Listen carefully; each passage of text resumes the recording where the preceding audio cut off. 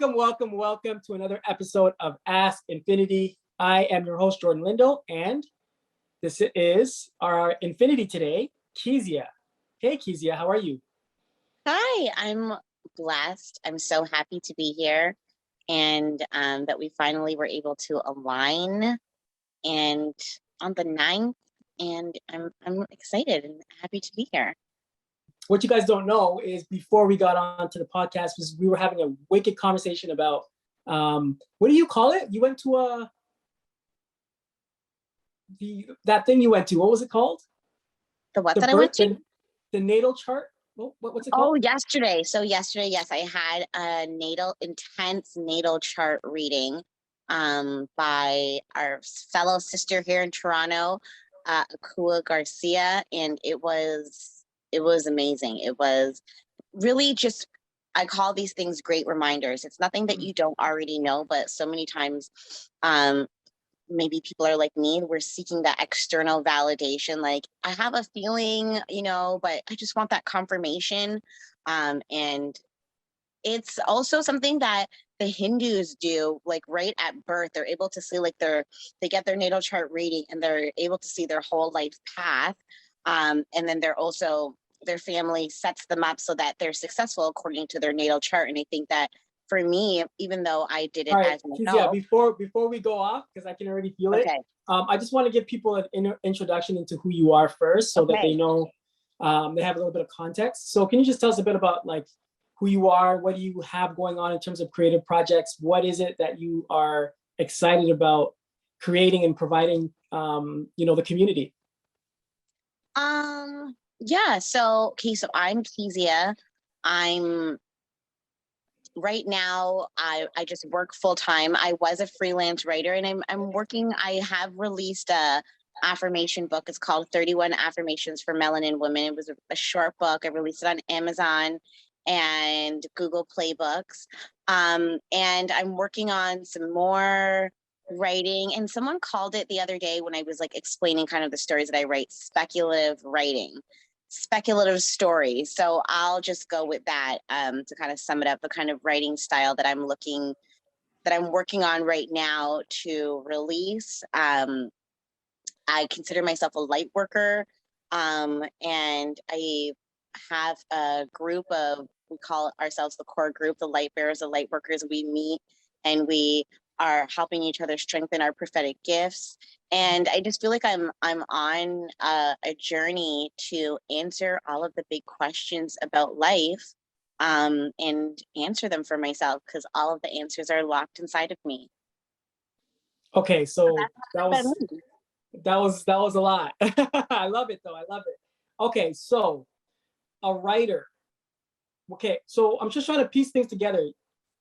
Why would a writer go and get a natal chart reading done? Like, can you just bridge the gap there? Like, because when I think about a writer, maybe this is just my own ignorance. I think about intellectual people who are, into writing novels. Like they're very introverted, and a natal chart reading seems like so far left of that. So, what inspired you to get that reading? I've been on like a spiritual journey for a long time and just like uncovering who I am. And I know I've known this girl for a couple of years, and some people that I know have gone and gotten the natal chart reading. And they just told me just such great experiences that they had, and just the confirmations and the things they were able to like uncover for themselves, and just really help them determine their life path, their life purpose. And we talked about, as you said before, we had a little side conversation about identity. I think that my identity as a writer, that writing is intuitive. It is spiritual. These stories and these characters speak to me and just are downloaded to me, and I can feel their feelings and emotions.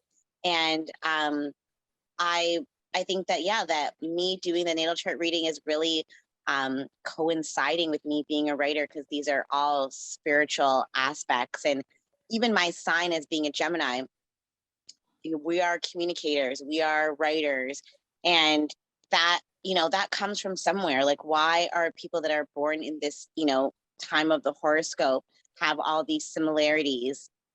So, the career and the spiritual aspect just really seem to come together. And I just wanted to, yeah, like just kind of, and what do the stars say about my life journey and my life path? And literally what the stars said is everything that I've already known or experienced. So it was really just a great confirmation, but I wanted just to experience it, have like another experience of getting to know myself and going like on a journey without leaving my house, kind of a thing. Wow. Okay. So I'm going to ask a question because a lot of different people listen to this podcast. And so I just have to make sure I ask this question. How much of how much of the concept of horoscopes do you subscribe to? So do you believe 100% of it, 80%, 60%, 20%? Like, is it like a way of life for you? Like where do you stand So, with that? that's a very interesting question. Um, and it will have a very interesting answer. I'm a long-winded person, so I grew I don't up know. in church and religion in like very conservative Christian household. And in religion, or in my household, like we don't read horoscopes, it's of the devil, and you don't talk about the future and blah blah blah.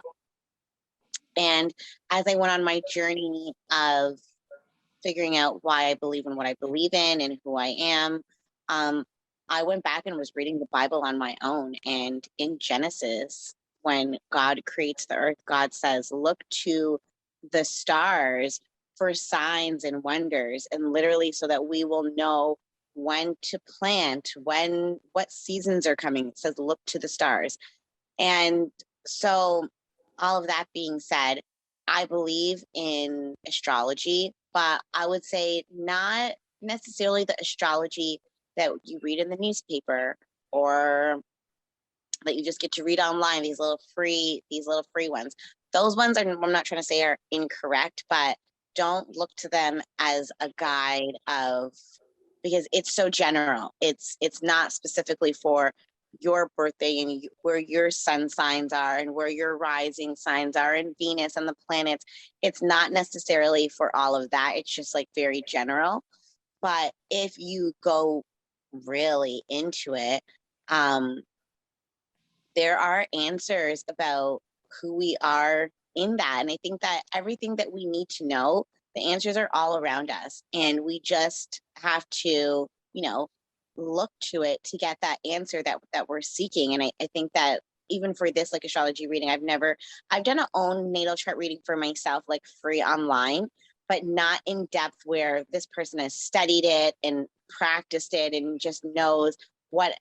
And also she's intuitive. So as she's doing this natal chart reading, she's able to say like, okay, this is the energy and the feeling that's coming for this. And um, it really just, for me, like, even though I said I've known her for a couple of years, I've not known her like we're friends, like she knows anything personally about me. So for her she just sees me on Instagram and things like that. For her to speak so directly about private things that she would never know, um, how else would she know certain things about me that no one knows? And I don't think I've ever even shared some of these things with people that she was able to like tell me about myself, and I was like, yep. And some of the things were things that I thought were like I've demonized in myself, that I thought were negative, and she was like, that's because of that religion aspect. This is actually something really, this is a gift, and this is something really special Okay. about yourself. So let me ask you a So question then. yeah. Is it possible then that she is just intuitive and you got most of your value from the fact that she was intuitive? Or like how much of what she offered you was natal chart information, which was the stars, and how much of it you feel was intuition, which is her tapping into something else? No, I think it was majority natal chart reading, but because of the intuitive gift that she has, she's able to understand and speak to the intuitiveness of the planets and of how they work and how they correlate for people specifically. So it was all the astrology and talking about the eighth. She just knows it down to like the core, like the houses and the planets and how they correlate and what they mean. And then taking from all of that of like the story that these planets and stars and moons are saying, she's able to now take all of that and intuitively apply it like realistically to my life. So it's all, you know, it's definitely the astrology aspect of it. And I think that like people that are, as I said, like people that are doing this, they have this gift. Actually, I just shouldn't even say they have this gift. We all contain the gift of psychic bodies and intuitive bodies. So her doing the astrology just brings that out more. But we really, every single person on this planet contains this gift in us. Just some people happen to focus on it and bring it out more than other people. Amazing. And so the answers are there. The astrology is there. It's just the people that tap into it now for the, you know, intuitive part of being able to get the answers. But all the answers are there for us. Okay, so and what do you feel like was the main thing that you got out of that experience? The main If you thing, don't mind sharing, you don't have to get too personal. You don't need to give us details, but I'm just no, curious because yeah. I've never done like a natal chart reading before. Like I've done like tarot readings where somebody's used cards, but a natal chart reading kind of feels like it would be a bit more accurate, more to the point. So like Actually, both are. So this is the thing, like the natal chart reading, because I don't do tarot card reading, but I do oracle card reading. The natal chart reading tells you like a lifeline story. So like through your lifeline age, you know, 26 to 29, you should be going through this. By the time you hit 40, you should be at this stage. It's more of like a lifeline story. Whereas tarot card and oracle card reading is telling you the energies that are happening right now at that moment around you, possibly to come. It doesn't tell a whole lifeline story. It's more about certain blocks of times, whereas the natal chart reading really is from like childhood to death.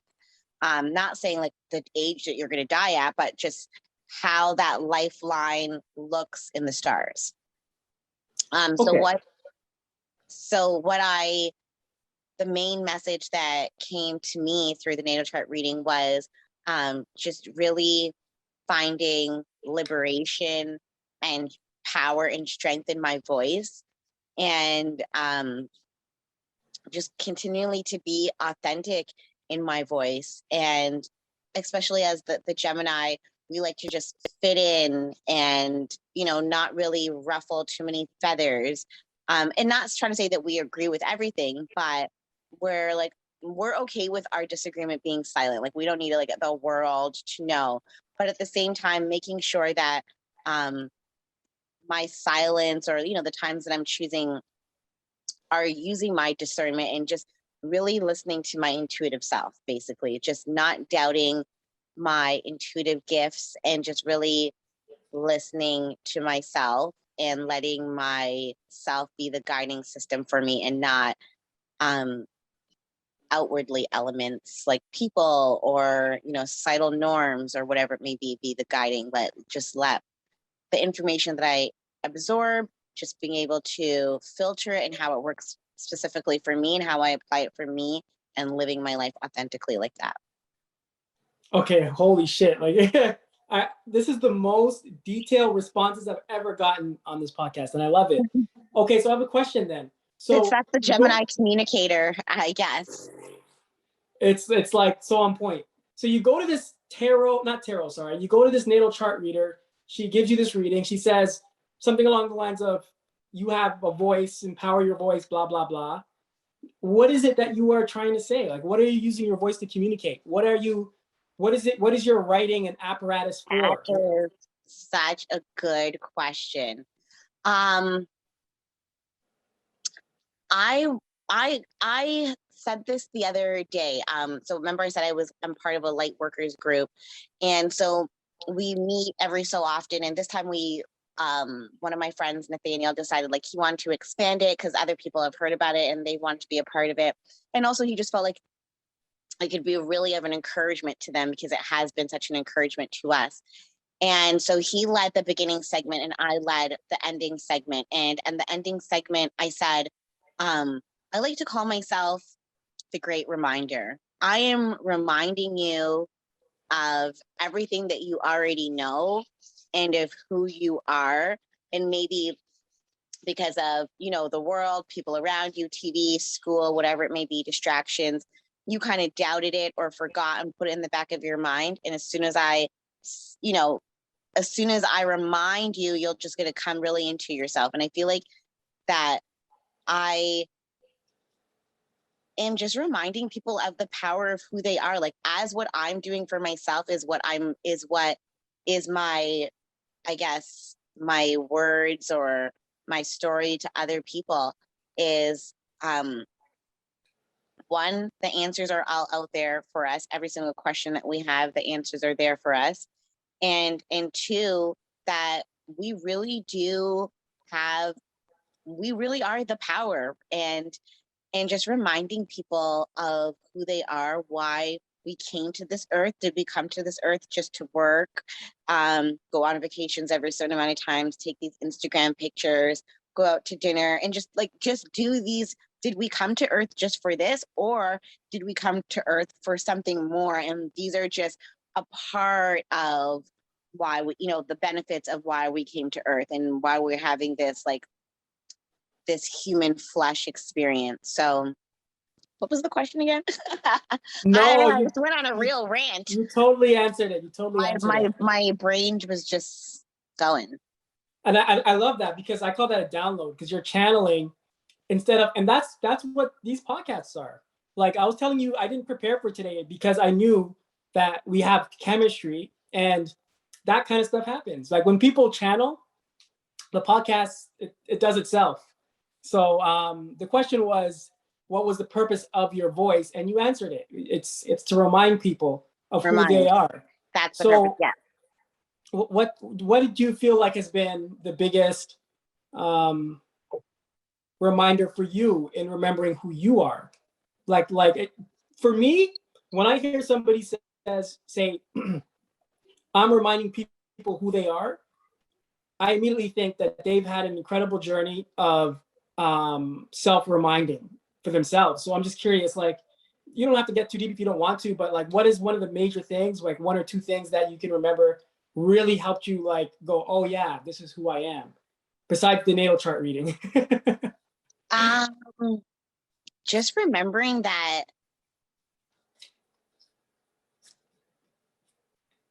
I chose to be here. I wanted to be here. And I am a divine being having a human experience. I think that was like really one of the big reminders, is that I grew up like in the church and religion. And I feel like as much as they thought they were teaching us to like stand in our power, they were really teaching us to give our power away. And we do this by continually having these outwardly experiences and these outwardly rituals and things that we hold ourselves to and standards that it was really becoming more persona and appearance, which is everything of the world, I think, like, or as it would say, secular world, as Christians would say, there's everything of that there was no intuitiveness and knowing and depth, and like no one was able to answer my questions growing up of like, okay, well, if Jesus came to reverse the original curse said that you will have pain in childbearing, your desire will be for your husband, he'll rule over you, aka patriarchy, and that you'll have to work, toil the earth to eat. We're pretty much doing all of those things. So how have we been, and no one really being able that, and them just like over spiritualizing it, not really being able to give me an answer that resonated with my spirit and that made me feel like, yes, this is truth. And I had to find that for myself. And hold on, I'm sorry. Can you hold your thought for a moment, please? Hold it. Do you have it? Hold the thought. I just realized that what you just said is blowing my mind. That whole thing is a farce, because it's like he died for us not to toil and for women not to have pain in childbirth, but that's still happening. Like that completely went over my head. But the thing is, this is the whole magic of it all, is that we're not cursed. Women experience childbirth with no pain. It has been done. I've seen it. We see people not toiling the earth and being rich, aka colonization. They weren't physically toiling the earth to eat, and they were rich. So we've held on to, I don't know how to say, but like our society loves hierarchy. And we've had this mindset that like only a certain amount of people can live like this and everyone else just has to live whatever the like regular way. And this is a mindset of scarcity and lack. And that is something that I've continually have to unlearn and to remind myself, is that there is enough for everybody on this planet. There is a space for everybody on this planet. Like there is not just only certain people in luck that are going to make it in the music industry or as an artist or as an author. That like there is space, and just like losing that mentality, because like that mentality I feel like is what keeps us in that cursed like mentality, or stuck in that cursed cycle, because we repeat these narratives and then we feel like we have to live them out. And now just like making like, oh, well, actually, I'm going to create my own narrative because this narrative don't work for me. Maybe it works for you, but it seems like you're just doing the same thing over and over and expecting a different result, and it's not really working for you. So basically, I say to my parents sometimes when they feel like I'm going a little like left and crazy, that if I do what you did, I'm only going to get as far as you guys got. So therefore, if you want me to be able to accomplish something different, I got to do something different than what you guys did. So as much as my parents, would love to see, they want to see their kids do better than them, but they wanted to see them do it in the same way as them, which makes no sense to me. And I'm like, I'm going to do the latter part and not the other part. Like, I'm going to do better, like how you want, but I'm not going to do it the way that you want me to do it. And we're all going to be okay, because we're going to get the result that we want. And that's basically like been my journey of just like reminding myself that, that I will know, and the way will come to me of how I'm supposed to go and what I'm supposed to do. And like these other ideologies and like system structures that I don't have to fall into and abide by if I don't choose to, because I get to choose. And I think that that was something that I always envied in other people like Abraham Hicks or like Tony Robbins and all these people that are like, talking about the secret and living these lives. And I'm like, they seem like they're doing it so easily. And like, there's so many barriers, but the barriers were really the thought ideologies of the society that wants me to keep serving their ideologies. And when I stop doing that and start serving myself, then I will manifest the things that I'm seeing like these other people do. Because I really realize that they're not working and living and participating in normal society. They're literally like doing their own thing. So that's really what I've been having to remind myself, is that if I want to live a different life, that I have to do different things. Long story short. Not really that short. Not that short. No, but I want to talk really briefly about something you said there, because I found it very interesting. You said I was doing my own thing, and then, or I was going left, and my mom thought that I went a little crazy. Why do you feel like in today's society, when you do things in an alternative way, it's looked at as crazy? Because it makes them feel really uncomfortable. That okay, like Abraham Hicks says, a belief is something that you just think is true, something that you hold is true. And when you start to like rock and shake and rattle people's beliefs, that makes them super uncomfortable. And therefore, because in our society has taught us how we make decisions just through judgment, that is what comes like, oh, that's crazy, judgment. Because that's how we decipher, like, oh, something good or bad, like, like, you know what I mean? They say it's, you know, our instincts, but no, our instincts will take us like to a place where like we can stop and observe and see what it is, not just automatically be like, this is bad, this is good. Like we have the chance to like stop and wait and observe and let it, you know, see what's going to be. We don't have to be like, I'm going to say like my birds, for example, where you get 1 foot away from them and they're like flying away because that's their instincts. It's automatic. So we actually as humans have that chance to like take the breath and not work on those animal instincts and be able to see things for ourselves. But a lot of people just go to that instant judgment because it's so, I guess, easy and normalized, that's why it's then become crazy, because it's like, oh my goodness, you're now kind of making me question or rocking what I think is truth. Okay, so that's very interesting. Now, I agree wholeheartedly with what you just said. And I'm curious then, as an author, as a truth speaker, how do you how do you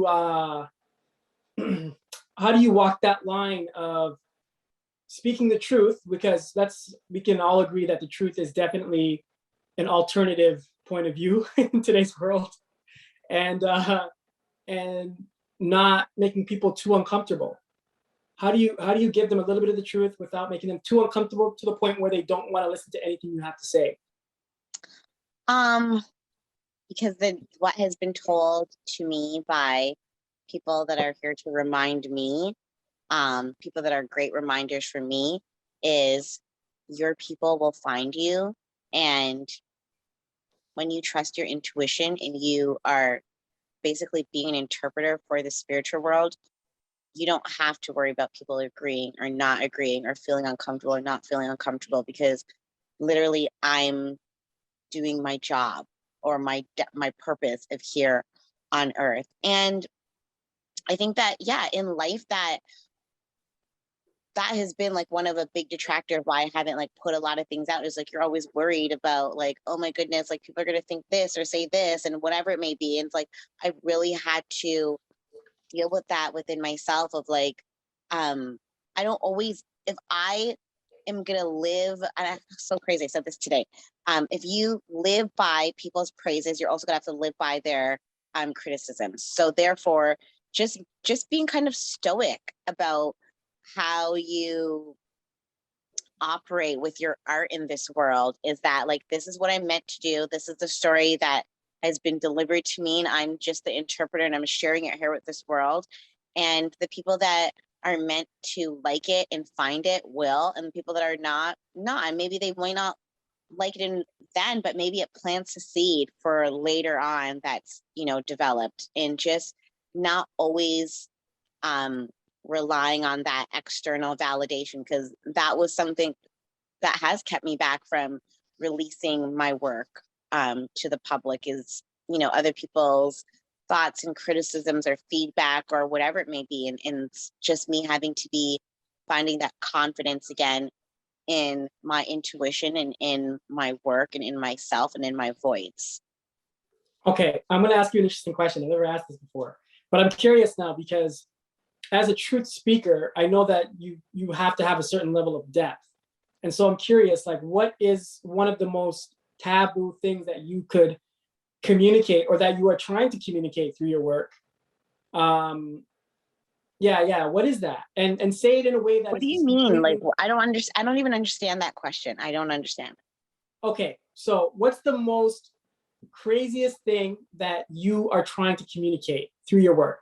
And by crazy, I mean the thing that would be the hardest for people to understand or to receive. If you had to minimize it to a sentence, like, what would it be? Huh. Take your time. There's no rush. Because, like, I don't know how to, like, okay, so I'll say this, but because it's gonna sound like super outlandish, but like, that's what I'm going for. Yeah. Gender and race are not real. Hold on. I got to make sure I put a clue bomb here. Okay, go for it. What do you mean? What do you mean by that? Gender and race are not real. Start with race first, because race is no. Actually, I don't know which one is worse. I don't know either. Okay, so actually, I wouldn't mind talking about this because it's something that I do want to publish soon. Is I wrote this story, a short story called "Bored from a Rib." For I would say maybe the past. My son's 8, and this was way before he was born. I want to say the past 15 years, I have been obsessed with the creation story. Like not just only in the Bible, but like in all religious texts. Like I have read it in the Quran. I've looked it up in, what Hinduism, what they have as the creation story, and like mythic and indigenous like creation stories. And I've just really been obsessed with the whole creation story. And last year, 2020, the story just came to me, and I wrote a whole short story basically about a whole society being born from a man's rib. So all procreation happens through, like how the Bible says, Adam fell asleep, God took the rib out and made Eve. Well, you already have a procreation strategy and cycle in place here. Why do you need the women to hold the babies then? This is because like patriarchy says that women are must be submissive to men because like we came from their rib. So if we really came from their rib, but God already created like how procreation was going to happen here on Earth, let's just stick with that. And so this whole story is a society where men now are staying at home and taking care of the children because they fall into these deep sleeps and a rib is taken out of them, and that's how a child is born. And therefore women are now like the leaders of society, and this little boy just wants to have a chance to like work and like be a part of his community and not have to take care of the children and stay at home and just be like a stay-at-home dad, like that his future is not just limited to this. Like he wants more, and he wants other people to see like just doesn't matter about my gender. Like shouldn't I choose what I want for my life and not my gender choose how my life should go? So just really challenging how we see gender. And so how I challenged it was like I really just flipped it. Like instead of feminism, it's now masculinism, and it's like they're looking for equal rights. And also like in history how they have always listed men's name and then they never list the woman's name. It's either like they're just this person's wife or this person's daughter. So throughout the whole story, none of the male characters have names. They're always referenced as someone's wife, someone's husband, someone's son, like as a woman's partner or child or whatever it may be. She's just really challenging the ideas of how we see gender, that if we were just to totally flip it, it would be the exact same thing. So does this mean that gender is not a determining factor of anything in life, that it's like literally just science and physiology of a body, but it doesn't determine who a person is? And that kind of connects with the race as well. I think that there has been, especially, Before you go to the race, I want to say something. Okay, go.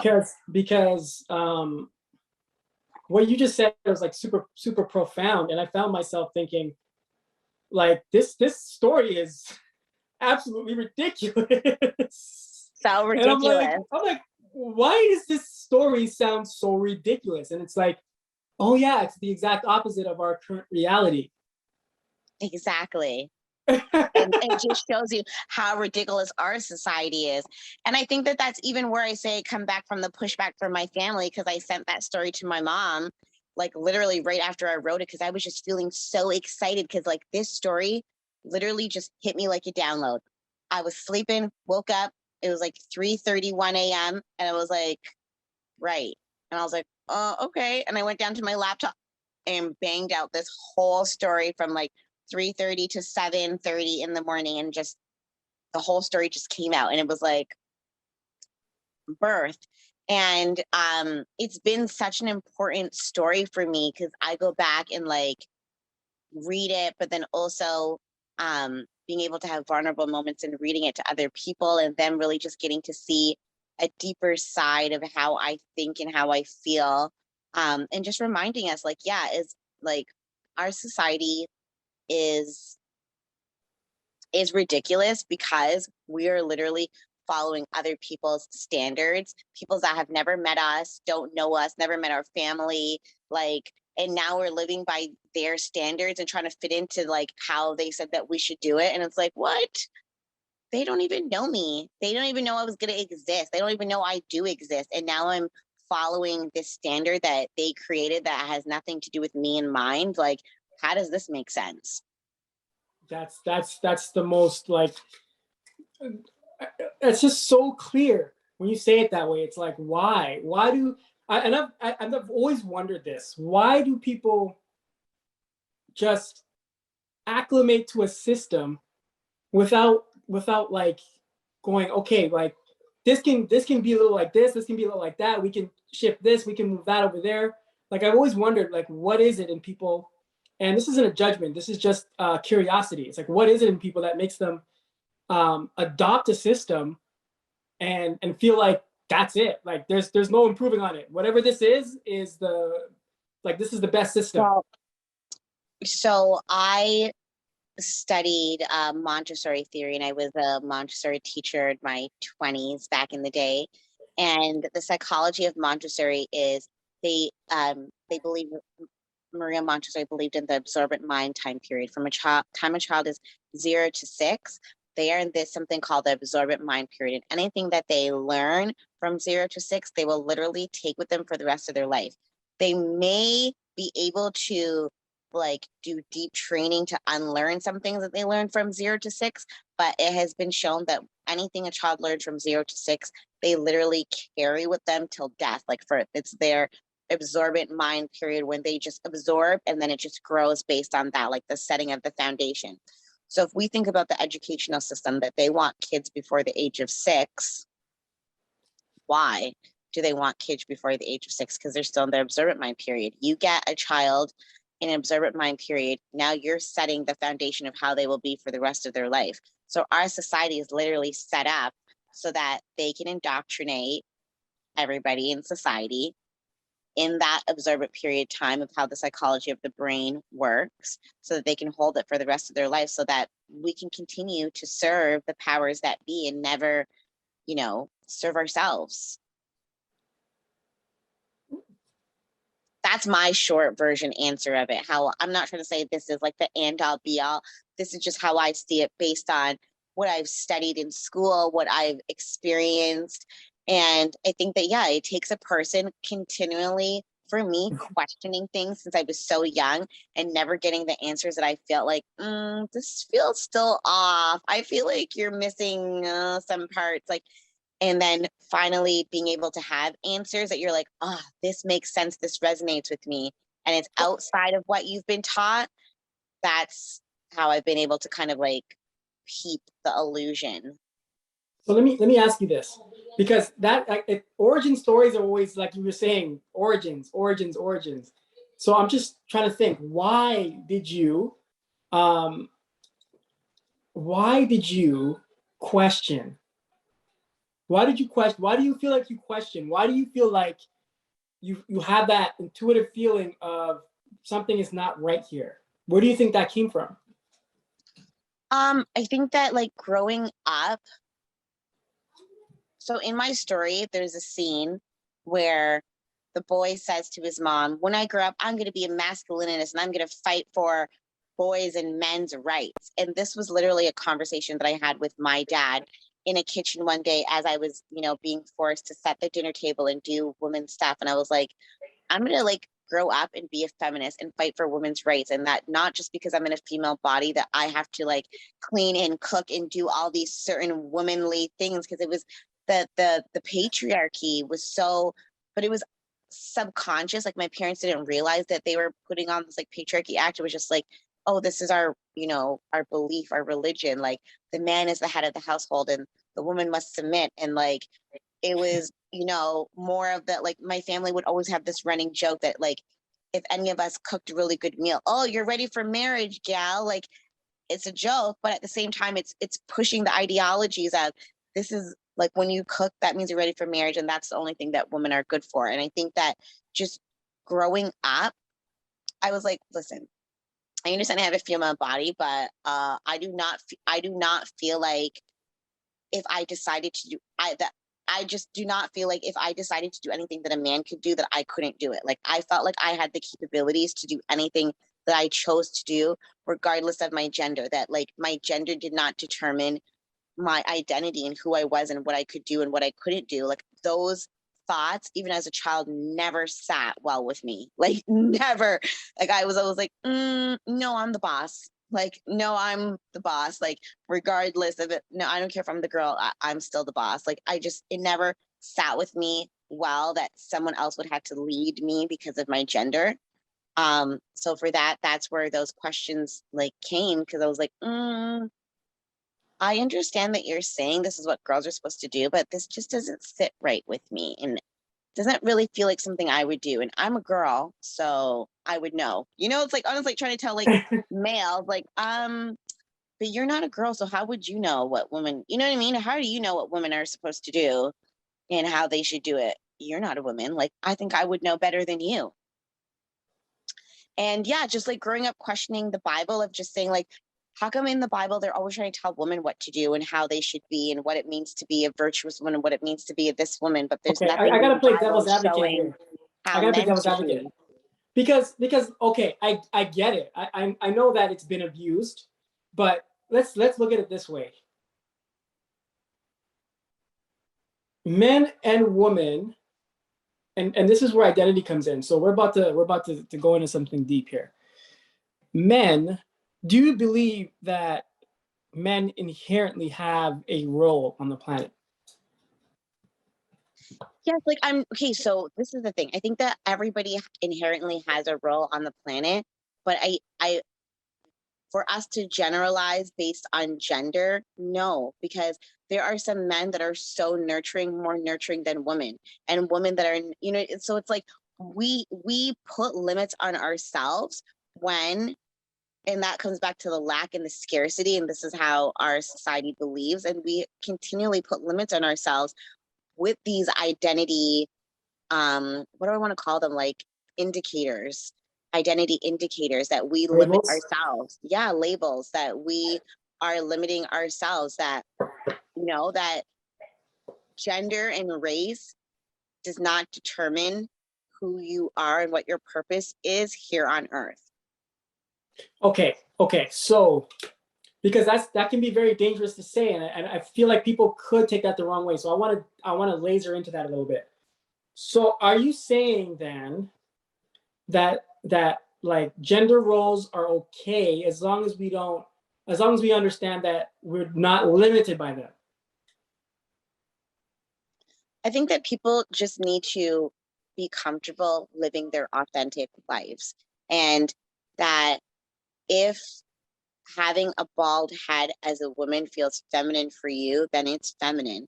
If having super long hair feels as a man feels masculine for you, then that's masculine. That like, why do we keep using other people's definitions of what masculinity and femininity look like when we are all individuals, and the masculinity and femininity or whatever it may be will be different for each of us. Like it's not going to be the same. And I think that having these standards and these labels and these indicators are the limits.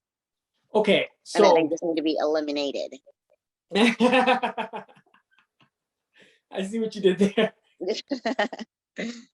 Okay, so no, we're getting somewhere with this, because the next thing that I'm thinking about then is, are we going to deny that masculinity is a thing, or are you saying it's okay to express yourself on the spectrum? I call it a spectrum, wherever you feel to express yourself, because I can get that.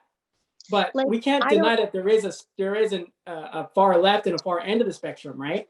yeah, like, okay, so this is how I see it. And I'm like, I'm not an expert on gender. So I'm like, I don't want someone to watch this and try to cut me No, no, no. apart and You are think an that expert on gender.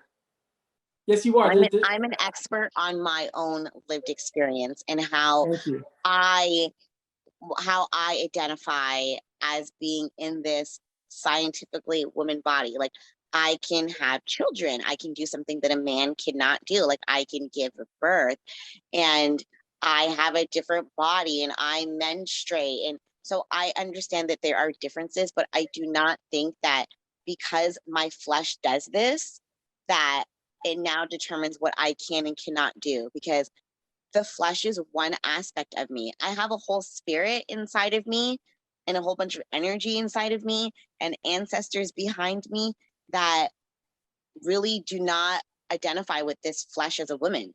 So does that mean that all those other aspects of me never get to live and be because I'm in this flesh woman body? No. So I feel like what we're really getting at here is potentially that um, these gender norms are getting less and less important um, in terms of how we actually live. Because when you go back 30, 40, 50 years, right, people were either on the far left of the spectrum or the far right. So they were either men or they were women. And as a traditional man, you did certain things, and as a traditional woman, you did certain things. So are those ideas important anymore? Do you feel like we can start to let those ideas go? Do you feel like it's important to have traditional masculinity, or what do you how do you feel about that? Um, how I feel is that everybody came here to this earth for a reason and a purpose. And as the great reminder, I'm saying, like, you came here for a reason. And if your reason fits within certain ideologies and you feel like you can flourish within that, go ahead. If you feel like it's limiting you and you're not able to be your authentic, true self, then understand that you can create your own narrative. Someone else created that narrative that you're living under, right? These traditions. You know, I read this post that said traditions are peer pressure from dead people. And yo, that blowed my mind. Yo, I'm over here being peer pressured from dead people that didn't even know I exist, didn't even know I was going to be born. What the heck? That's crazy. So that's really how I feel about traditions. Traditions are peer pressure from dead people. Okay, so I'm gonna be devil's advocate every time, and we're getting close to the hour. So I know. I was like, we're at the time, and I didn't get to the whole race part, which I would like to kind of quickly, if you don't mind. yeah, definitely, definitely. So okay, I'll let you do that, and then we'll go forward. Yeah, yeah, you go. Okay, so the race. I have a very wise friend that has been spitting knowledge to me for like over the past maybe 10, 12 years. And a lot of it went over my head. I wasn't getting it. And now, as I'm maturing, I'm able to understand some of the things that he said to me. And for a long time, for maybe over 10 years, he's been saying, like, I don't identify as a Black person. Like, I don't identify as a Black person. Like, I don't. I never really understood that because I'm like, oh, I don't get it. Like, we're Black. Like, oh, this is more disunity in our community. This is the problem. And so when recently, and maybe a couple months ago, he said to me, do you know what being Black is? And I was like, that's a good question because it means different things to so many people. And that's the problem, is that uh, Caucasian people or people just watching Netflix and cable TV get the idea of what Black people are and spit that out to you. And you're like, that's American. I'm Caribbean, like totally different Black.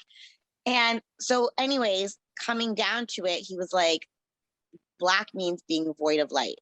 Like every time we're saying I'm Black, it means we're saying I'm void of light, I'm void of light. Like that's what the definition of Black means, void of light. It's a shade.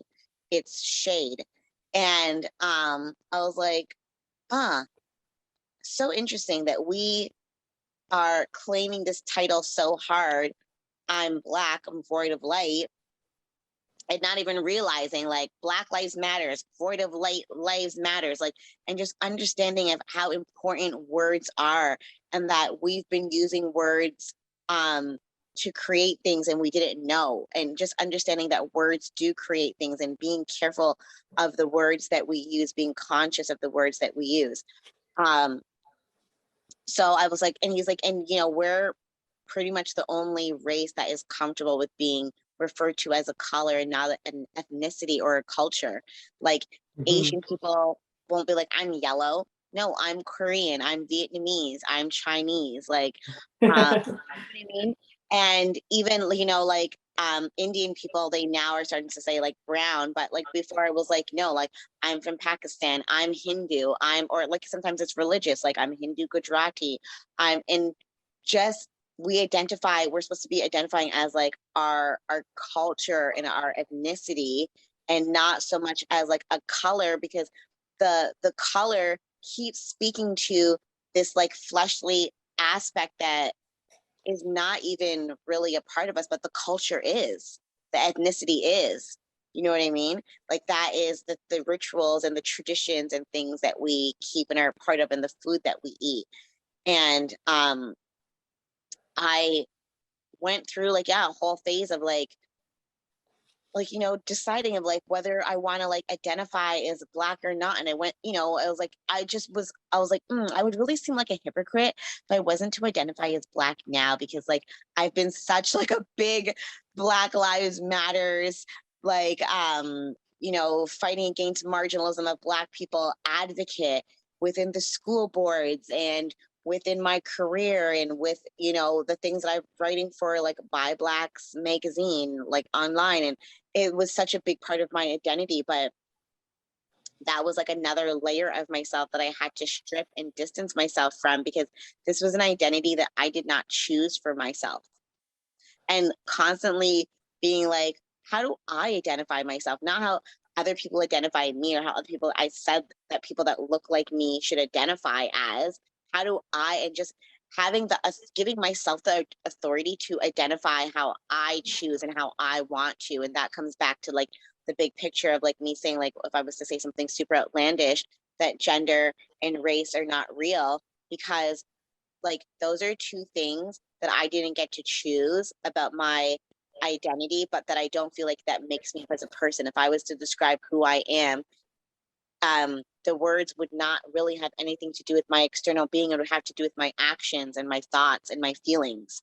And Okay, but hold on a second. It's one thing to say that they're not real, right? And that's me being over exaggerating. So obviously they are physically real, but I mean, they is there a are better word? not who I am. Sorry. I'm just trying to think, like, is there a better way to communicate that? Because I know people are very sensitive and they're They gonna are. judge, Yeah. which like that's okay. But it's like, how can we communicate this in a better way? Because I understand what you're trying to say. Like they're not, it's almost like saying it's not our ultimate reality. But it's like, what even It's does just that like mean? me saying that it's not like my full identity. It's like it's, let's say if we're doing identity as 100%, gender and race are maybe 5% of the 100%, because like there's still 90% more of me that you would still get to need to know, that's outside of like the race and gender. Like there's still how I behave in conflict, or how I behave in solid, like there's so much more than these just two things. But I think that we keep like oversimplifying who we are, and then limiting who we are by chopping it up to this. And therefore then if we chop it up to that, we therefore have to fall into the definitions that those people created for what those words mean and how they act in our society right now. And I think that that's when we keep giving our power away as well, is that if we get to choose how we identify, and they don't really have to fit in with any kind of certain words that are like 8 words on like a do check this box of how you identify. None of them. But Today then I I feel feel scary, but just like just giving ourselves that sovereignty and that authority. And that's why I say like it comes back to kind of who I am. It's just reminding ourselves that we do have the power, and that we keep giving our power away by, as they say, the meme says, allowing ourselves to be peer pressured from dead people. So do you think culture can do us good or no?